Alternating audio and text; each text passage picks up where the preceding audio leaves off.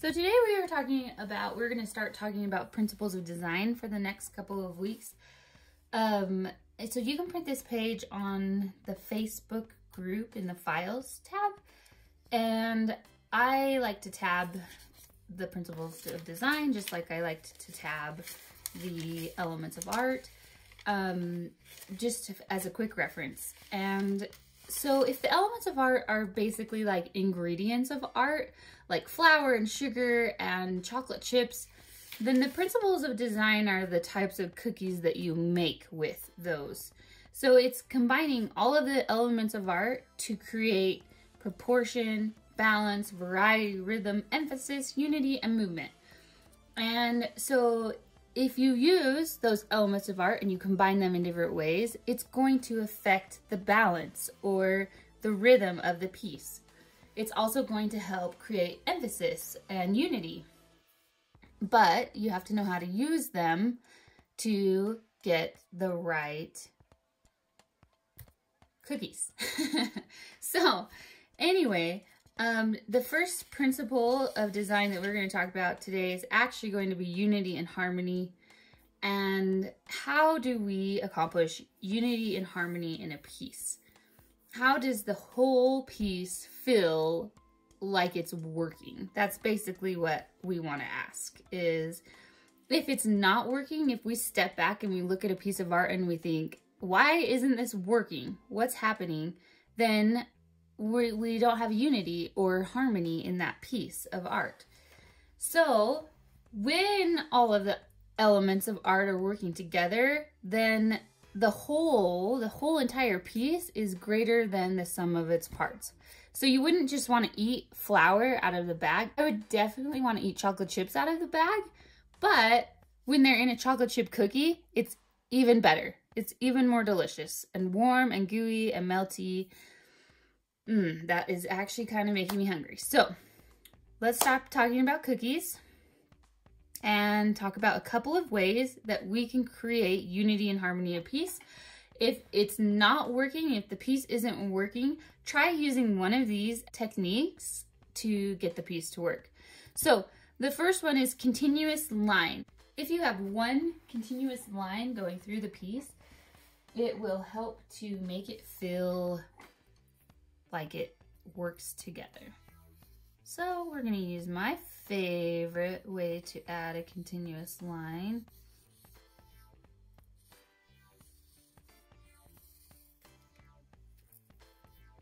Which is using a white crayon or a white oil pastel. And get the trusty watercolors out.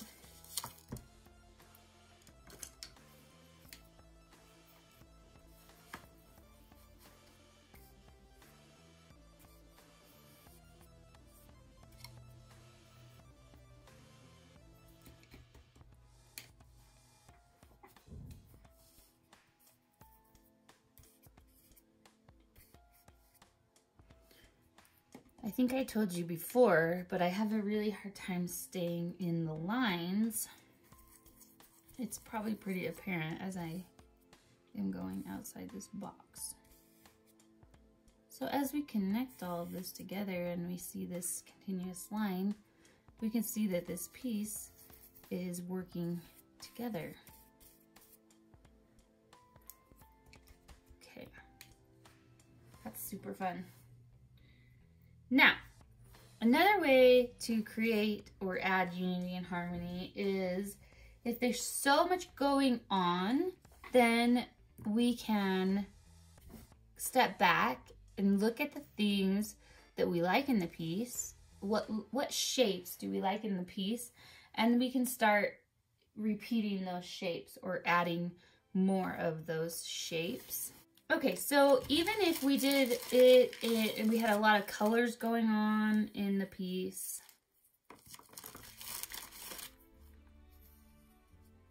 if they're all circles, if they're all the same shape, they're still gonna feel like some continuity or unity is happening.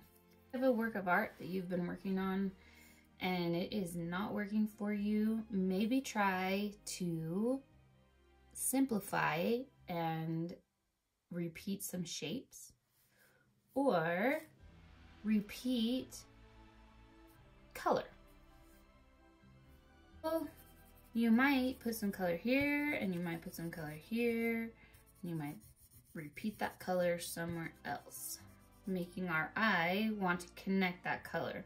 Nice way to do it is to use colors that are close to the colors on the color wheel, because they blend really well together.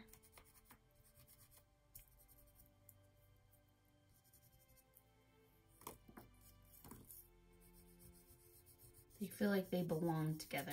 I mean, they really do belong together. I don't know, this one might be a stretch.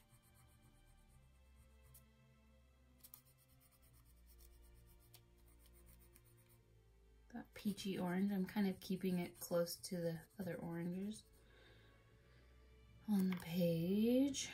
Let's push it a little further. Now, these two are not necessarily next to each other on the color wheel, kind of, but I know if I mix them together, they're going to mix well together because they're yellow in a form of red or pink. So I know I'm probably just gonna get a more orange color to it. So I know they mix well. Because I know they mix well, I can add them next to each other and know I'm gonna be all right. Let's get crazy on this piece of paper, and then let's see if we can do one more technique that I really like, that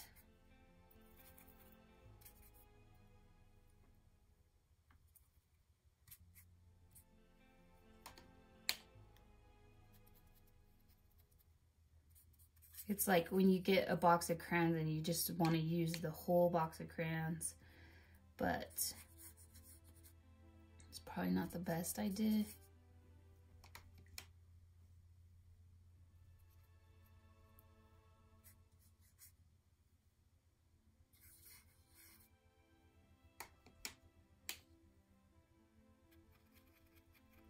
Or I'm using circles, and now I'm using squares and triangles, and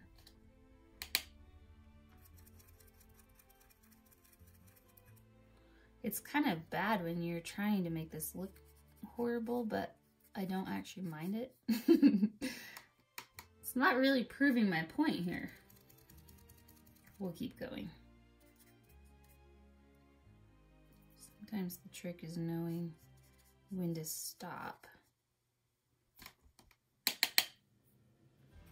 Now we're getting somewhere.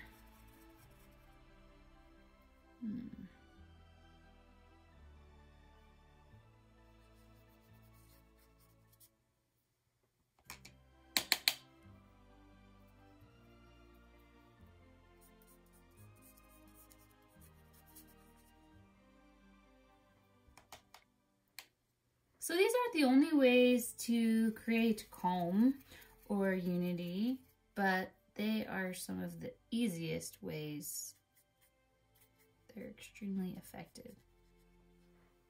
So go ahead and take this further and figure out more ways to create unity and share it with us on the Facebook page. If you have a way that you really like, that you found works for you, please share it with us, or in the comments section below. Okay, so say that we have just this mess of work. We've added tons of colors and tons of shapes, and just we don't really know where we want to go with the piece. So something that I like to do that calms it down is I like to calm the chaos by covering some of it up. And I know this is really hard to do because you get attached to areas, and just realize that by covering it up or changing it a little, simplifying it a little, it might be just the opportunity to do something even better. So you're maybe covering one thing up so that you can make room for something even better. So I'm using a gray here, and so I think it's a good idea to bring back some neutral colors into the piece, especially if you have an overwhelming amount of color, then neutralizing some of that color. And what I do is I just kind of pick the areas that I like the best, that I want to keep. So say I want to keep this triangle here, then I'll go around it and keep that. So now we know what we want to focus on, what we want our viewer to focus on, and we're just calming down some of the areas. It's of course a personal preference. If you like chaos and excitement and that's what you're going for in your piece, by all means, keep it. It's for you to decide.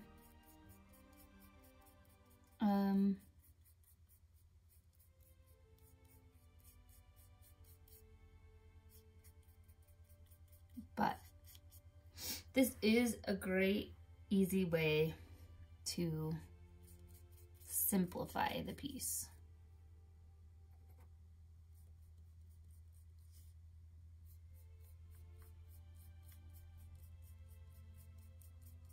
And to help us focus on what's really important in the piece. So we have continuous line, repeated shape, repeating color, or using color that's adjacent on the color wheel or next to the others on the color wheel.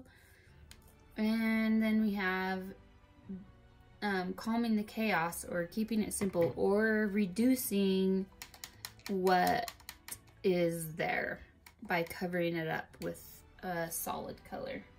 You don't have to do neutrals either. You could come in with like a really gorgeous blue or whatever color you want to do. Whatever color will help you to simplify the message you're going for so that we know where you want our eyes to focus.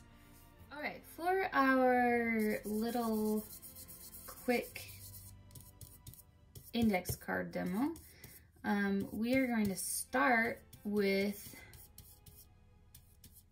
just coloring it all the same color. And Henri Matisse was extremely famous for doing this. If you look at some of his pictures, especially his ones of his studio, he loved to just fill the whole area with one single color, and that provided unity. Even if the objects kind of look like they're floating in space, having this singular color helped to unify the piece. So that's what we're doing. We are just taking some shades of orange and mixing them together to start with a very unified piece of artwork. And I actually, I'm trying to get some of this paint off my brush. I have a little bit too much. I dumped a little too much. I used 3 different oranges, 3 different shades of orange, but I kind of used so much that they all blended together a little bit. So I might have to come in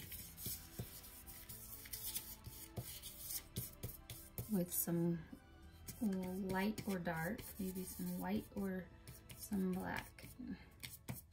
Make it a little more interesting.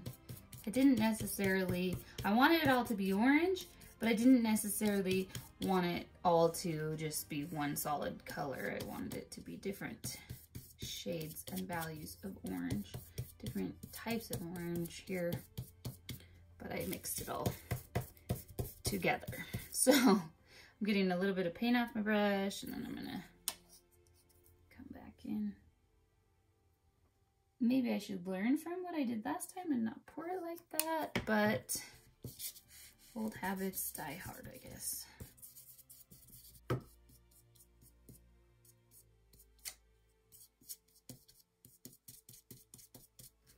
Maybe add some dark Or, yeah, we'll do that. But we're not gonna overdo it on this one because a little goes a long way.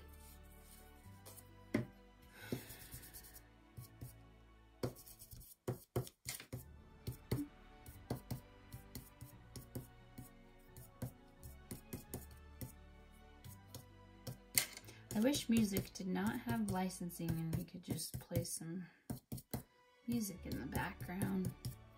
Some good music. I love to paint to music.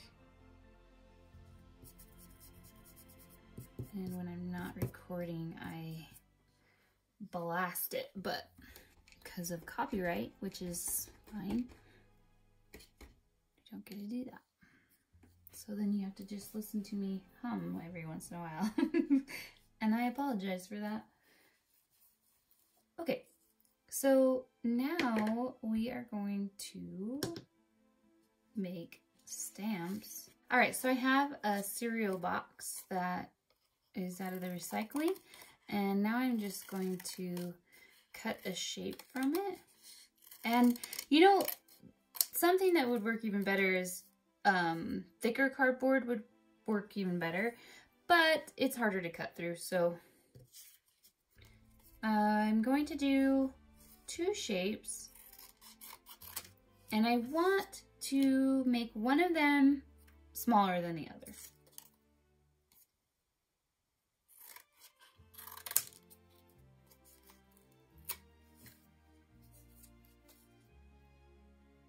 So if I had a thicker cardboard, I would not have been able to bend it in half and cut out the middle of this. So I don't know why the line, the diamond in the rough, just came to mind from Aladdin. But okay, so you can do this with recycled cardboard, or another thing that works really well is the foam from the hobby foam, the craft foam.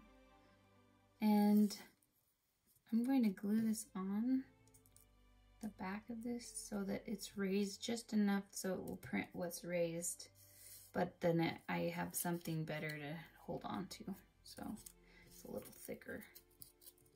You'll see. It will be a little easier than this one, or you could even make a little knob maybe on the back of this. This is not something that we're going to keep forever, so it really doesn't have to be overly technical. So I'm just going to use a little bit of tape and tape this little knob so I can pull that up. I can stamp it and then pull it up. And I'm going to glue this one on here and then glue a little knob on the back of it too. Okay, so I'm just going to glue these on.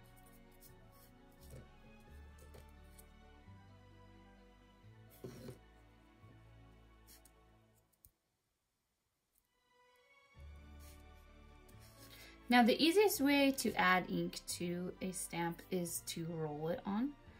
If you don't have a roller, you can just add it with a paintbrush. And we are going to just create a picture by repeating shapes. And obviously that's pretty easy to repeat a shape when you have a stamp of it to repeat. I grabbed some contrasting colors from this orange. So I just taped that, I bent that back and taped it on. Now I have a little thing to hang on to. And I can press it down while I'm adding color to it. But so orange is a warm color, and I have a couple of cool colors here to add the stamps with. To add to the stamps.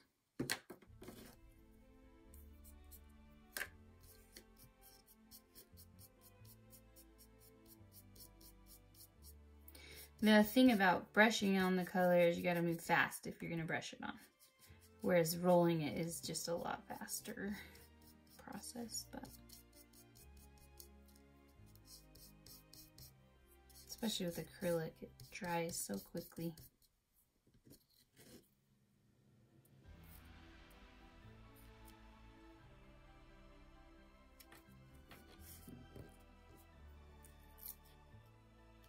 second. And my little thing is not... That's not great. That wasn't a great stamp. It stuck to the orange, and the orange came up on my stamp instead of the stamp laying down color, so it might not be quite dry enough to get a decent stamp. Let's try again.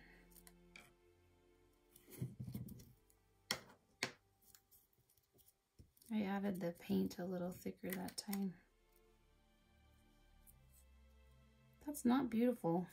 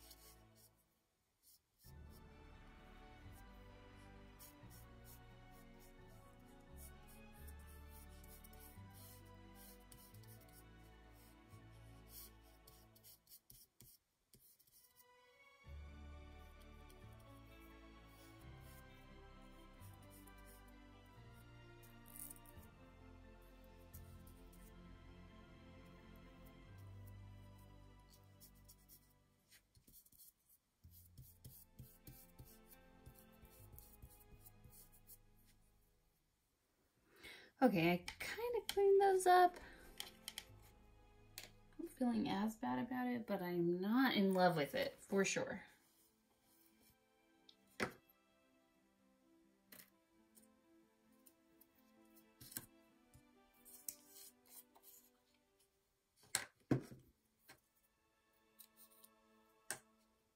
I have I don't know what it is. I love raindrop shapes. I mean, I think I just love a good storm.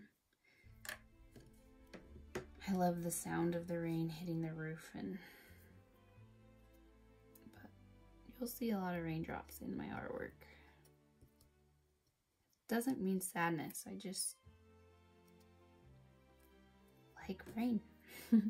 Not all the time. I don't want to live in a place where it rains all the time. I like the blue sky too, but I think that's it, as I like to live in sunny places and warm places, but then have it every once in a while rain and cool everything off and just clean it and it's fresh. I've always lived in the desert, so in desert areas.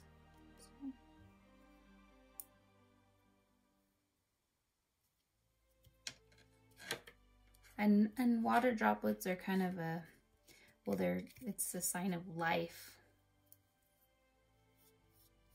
So this cardboard's working okay. Those sponge, when you make sponge stamps, they work a lot better than this. They just, the paint comes off of them a little better, but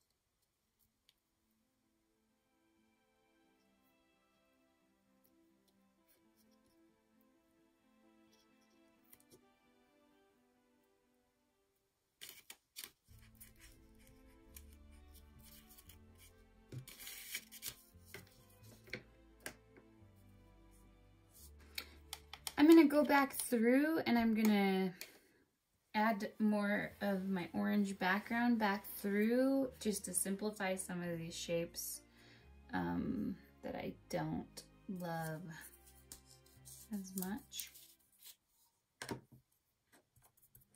Just kind of a subtractive method of taking away and simplifying. It might not cover like the whole thing up and it might show through. I'm okay with that. It's just dropping it more into the background.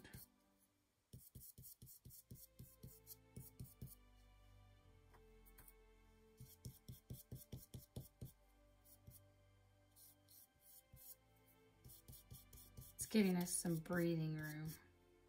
I'm gonna throw these away after. I will not be using them again. I'm not attached to them. If they, it's a little better maybe. But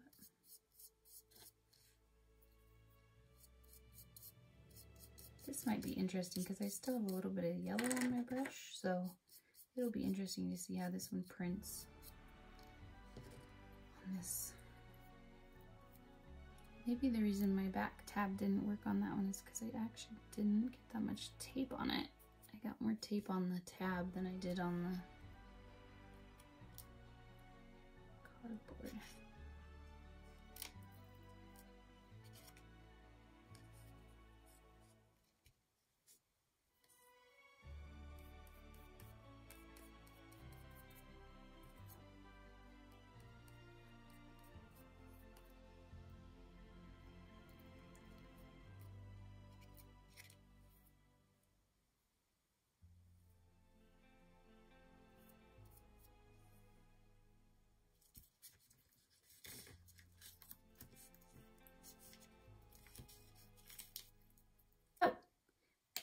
Keep in mind, if you want to unify a space, it's a really easy thing to do to make stamps.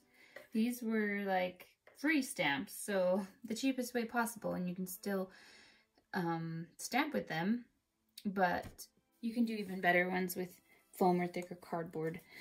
But it is a unified piece because the color runs all the way through it. The background color runs all the way through it, even though we varied it a little bit with a few different shades and values of orange. And then repeating the shape and the color. So that is our note card, and we're going to keep that handy so that as we do our project and things come to mind, we can write more ideas on the back.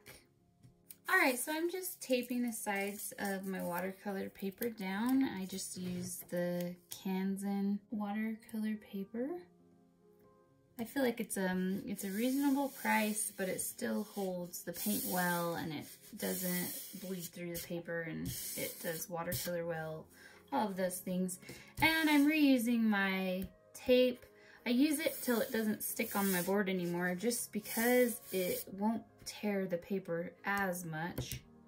And there's nothing more sad than when you're finished with the project and then you tear the tape off and it starts ripping off. So another thing that helps that is to use an embossing gun or a blow dryer to warm up the tape as you pull it off.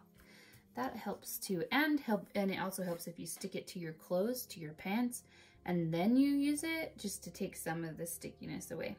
For this project, I'm going to use acrylic paints. I've chosen 3 colors, different variations that are close to each other or adjacent on the color wheel. And I've chosen a dark, a medium, and a light color.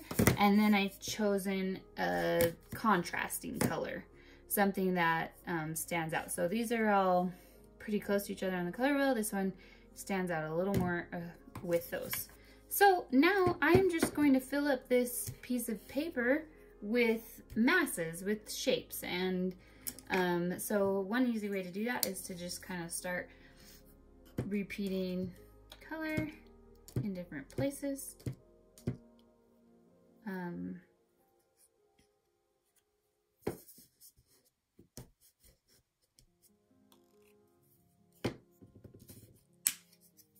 we'll start going in circular motions and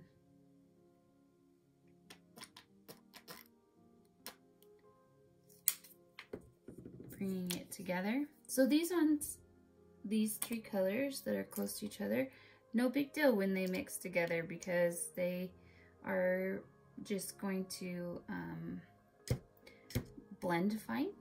But this one can be a problem, although we don't have orange on there, so it actually should be okay too, because it is, if it mixes with pink, it will probably just turn purple, and if it mixes with this more purpley red color, it's just gonna be a darker or a closer to blue. So this actually won't be a problem, but if I had orange on there, I would be a little more deliberate not to mix them together so that I don't get muddy colors.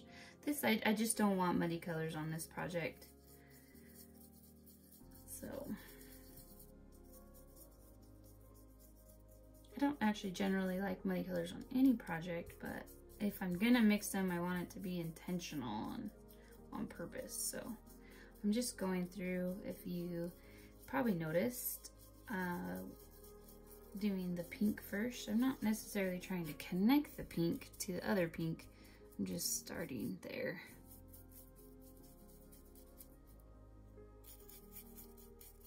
Kind of bringing it through. And if you haven't watched my previous videos, you'll see me using this receipt paper, and I like to just take my paintbrush, the paint off my paintbrush, and use it for collaging. And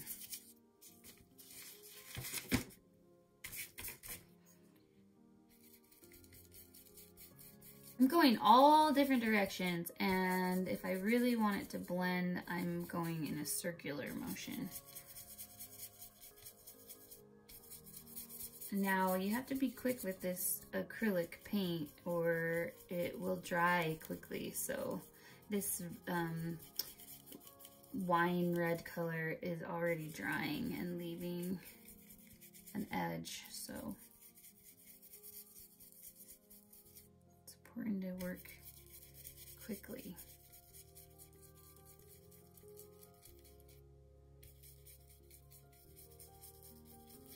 Is it?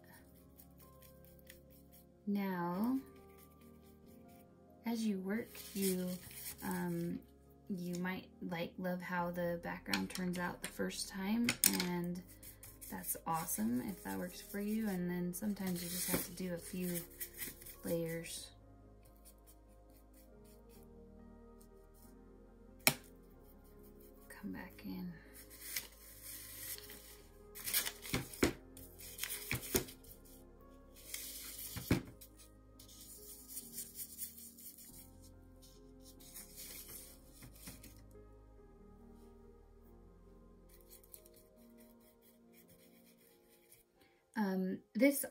This pink has dried, and so instead of it like blending in with this color, it is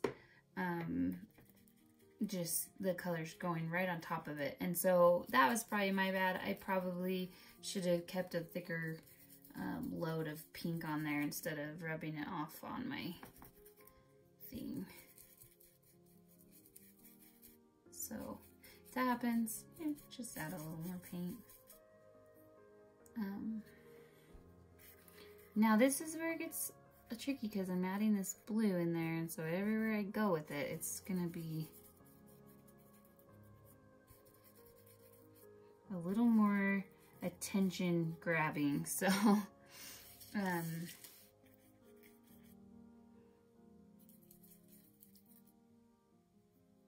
all right, so every bit of my paper is now covered in paint.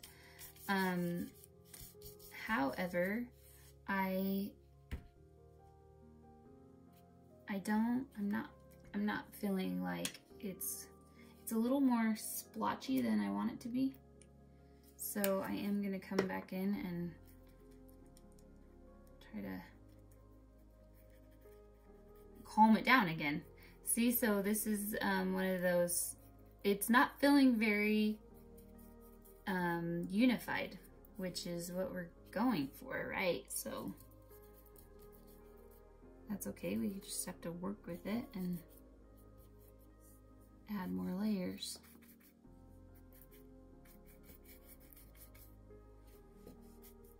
Decide if blending it's the best option and simplifying.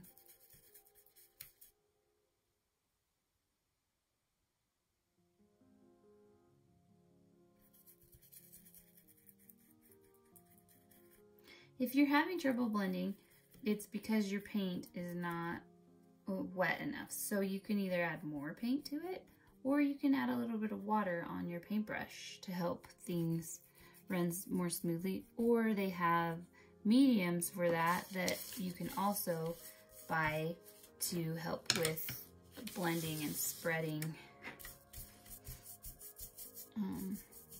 Honestly, most of the time, if I'm wanting something to blend a little better, I just add water, because that's what's next to me. So it's just, you know, the easy option. But a good fluid medium is also a great option. So I'm rinsing my brush now. And I'm gonna come back through and go in circular motions and smooth this out a little bit with my clean water. Just kind of going along the edges. I don't want to go through the whole thing though, because I want some of those bright areas to still pop out, so I don't want it to just turn gray, or currently it's kind of turning more purple, but so I don't want to get too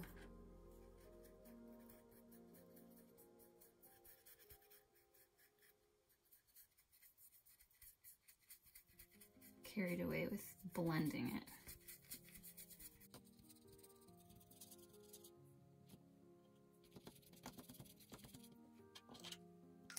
And now that I have paint down, I actually like to use the lids to kind of just add the colors that I want where I want them.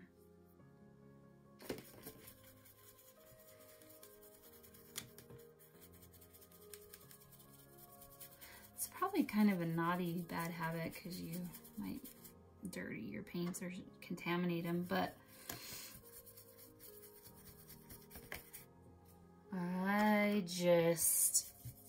sometimes if there's too many rules, then it kind of ruins the fun and you don't get art done because you're so concerned about not breaking the rules. And so that seems worse to me, so.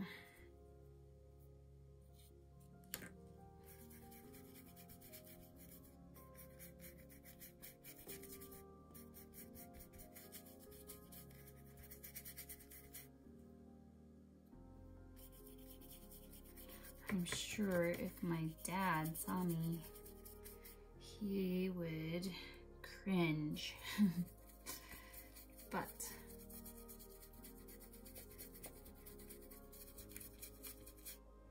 he would say, I taught you better than that. Okay, so here again, just repeating what we're talking about is using colors that are next to each other on the color wheel helps.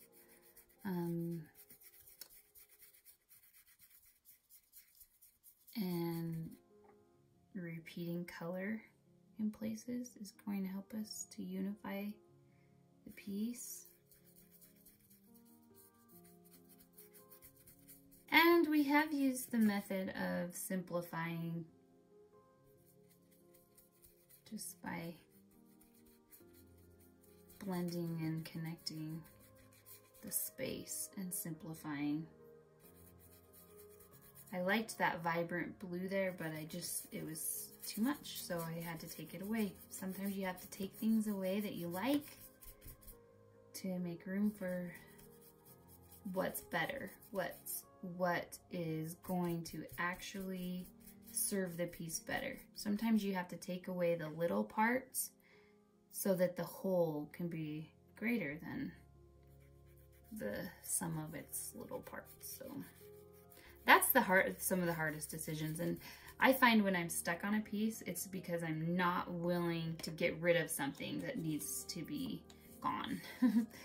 I hang on to it. I love it and I cling on to it. But the thing to remember is, you know, you made that there once, and so you can get it back again. You are the creator of this, and so there's nothing that you're going to lose that you couldn't do again because you did it the first time. So so trying to not be too attached to something is really a good skill. It's a principle that I've heard often in meditation called non-attachment, not getting too attached to something. And you have to practice a lot of non-attachment in art, or you will get stuck. All right, so I've let it dry a little bit, and I'm gonna come back in with these same colors, and we are going to make some shapes.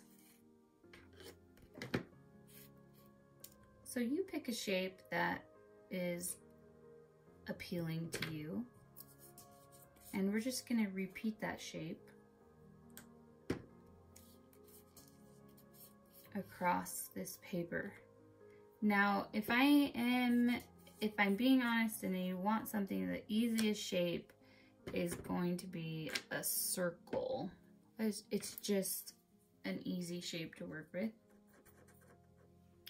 But it's also a very common shape, and so that's why I'm doing more of I'm trying to do more of a rectangle, but a rounded rectangle.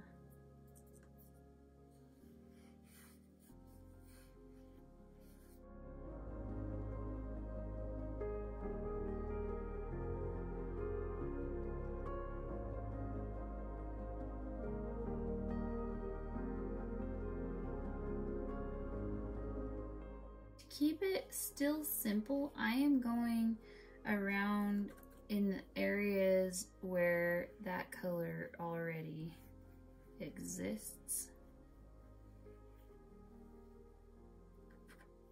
So you can see that even though we're changing the way that we're painting this, now we're drawing shapes, it's still staying unified because we're just using the same colors. We're not adding too much difference here.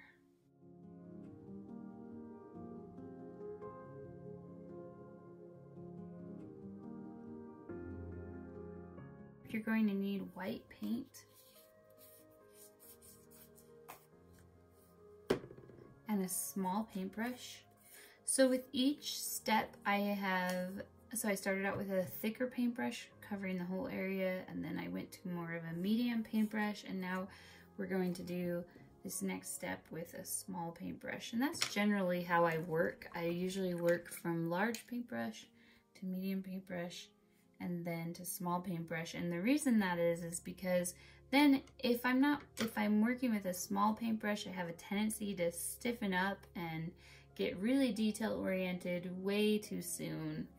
And then a lot of those details I end up painting over because they're not in the right place or doing the right thing. So I always like to work from big to medium to small.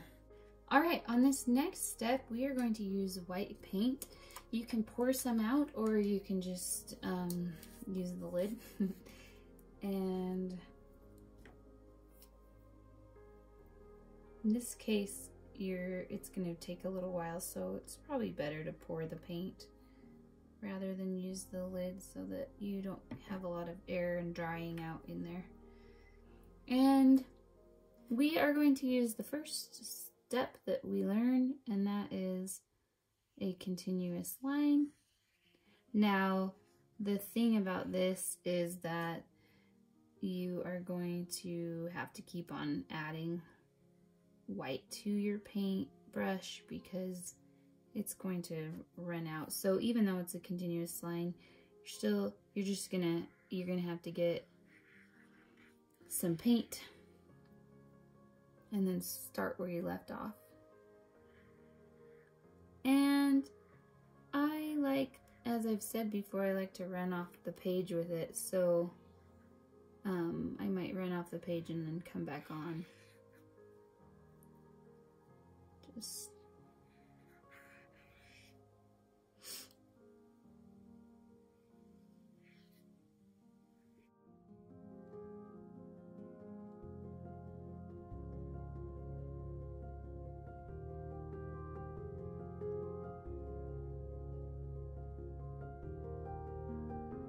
so as I'm painting this, some ideas are popping into my mind about future projects using the same technique.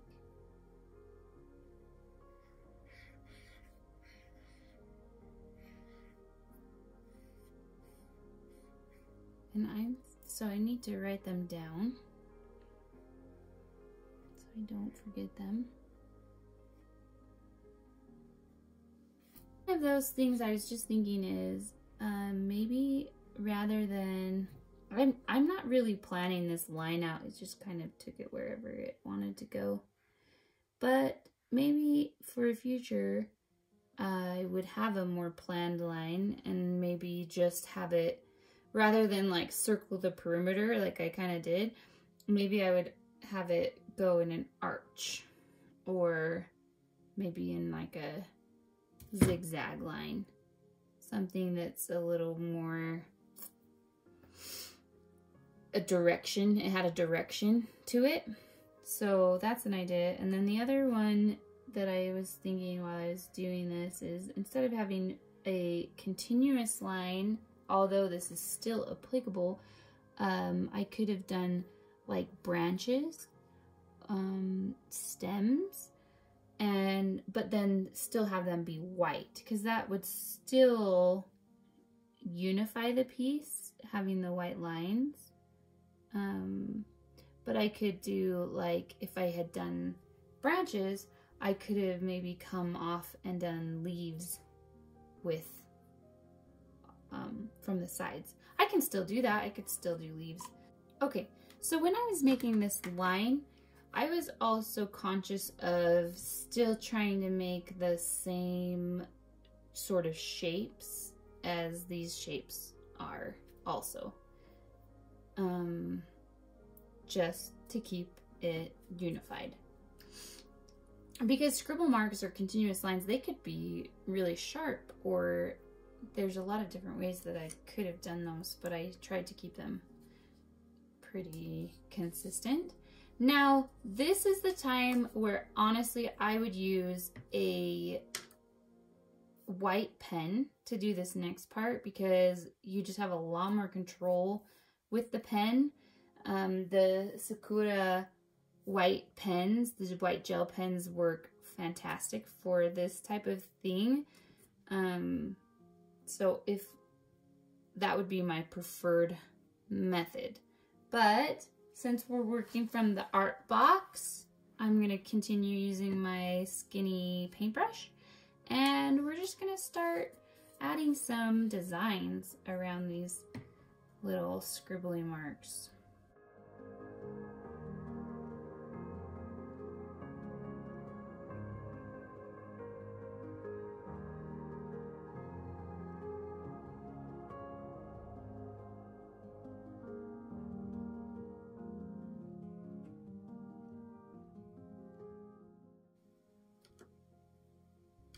And we're keeping our color white to keep the consistency.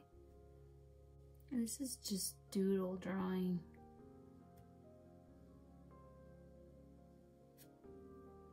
No pressure. Just, it's relaxing to your mind. Let it be enjoyable.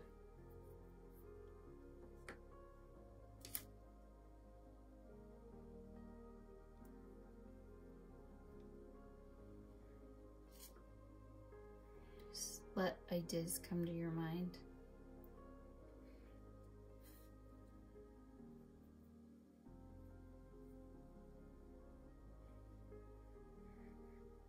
For example, I did that X on this, and then I thought that kind of looks like a kite. So now I'm gonna do like little kite ribbons down here. Just kind of carry the idea.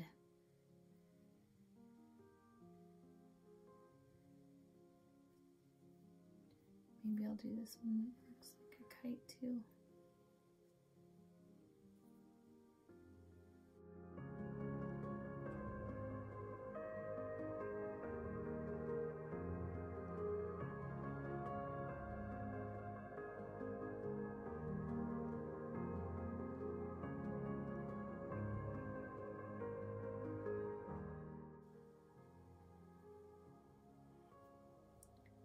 So sometimes accidents happen and you either try to pick them up and wash them off when you catch them, or if they dry into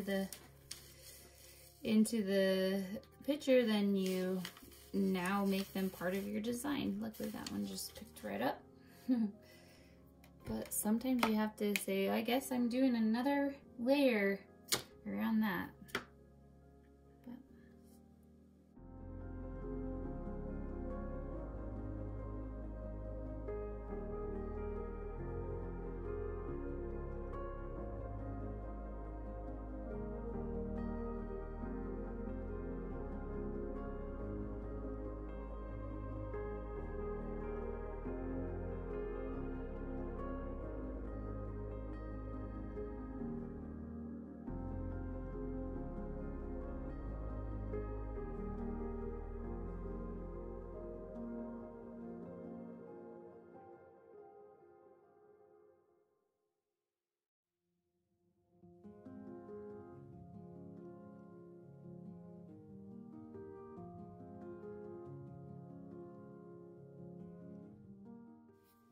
Sometimes what really helps make the paint flow better too is just adding a little bit of water. If it gets really thick, even when you add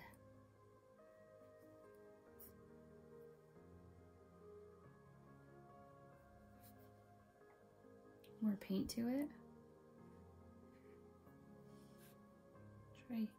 try making the perfect consistency with the paint and the water.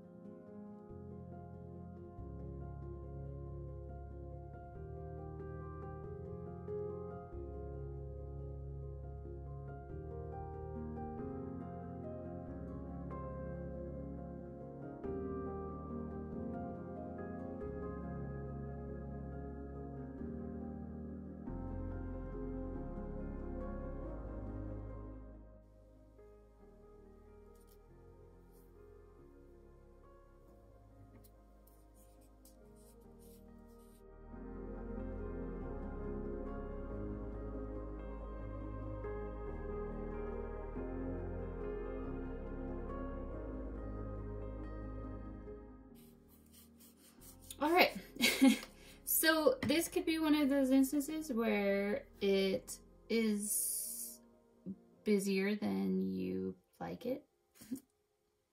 And so you might want to go back in and take some of the chaos away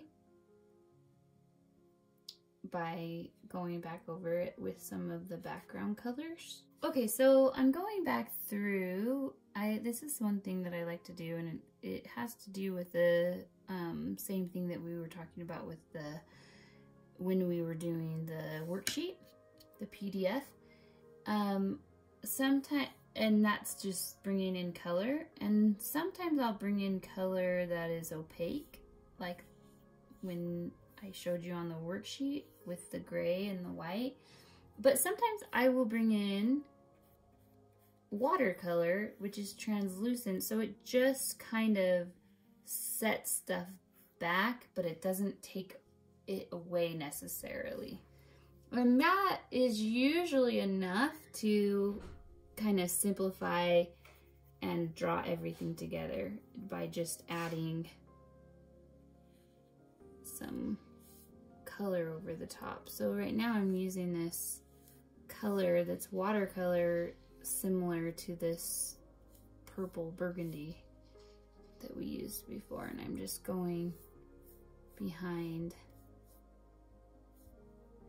some of these to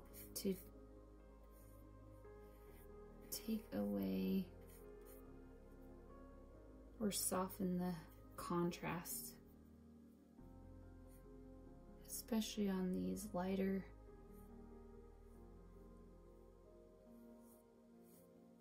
shapes.